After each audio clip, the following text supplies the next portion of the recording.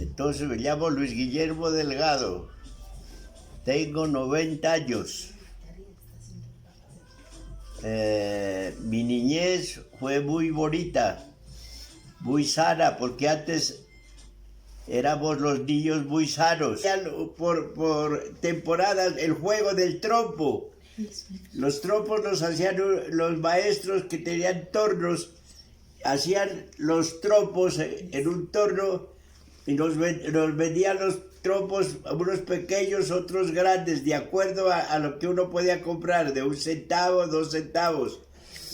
Se lo envolvía con una pita, se lanzaba el trompo y bailaba el trompo. Entonces uno con los 2 dedos le hacía un movimiento al dedo y lo ponía en la mano y lo hacía bailar y se lo pasaba a los niños, y ese era el juego del trompo.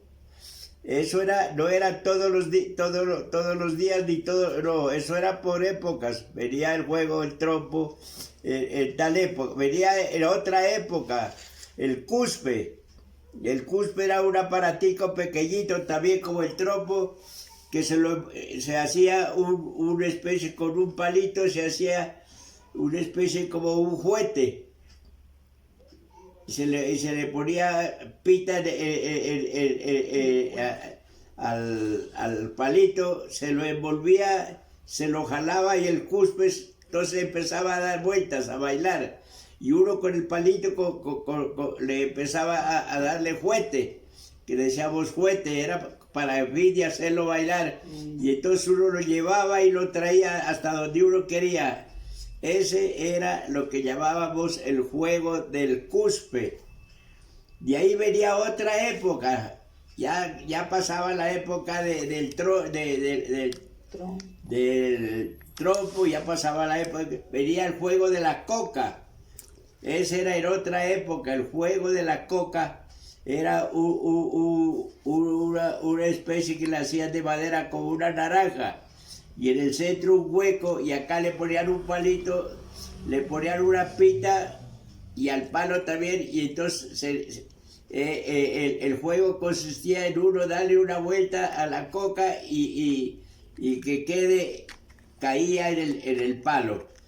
Y entonces de ahí el que hacía más vueltas en la coca, ese era el ganador, ese era el que ganaba.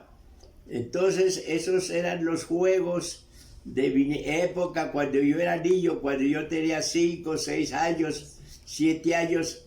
Eso eran los juegos de nosotros.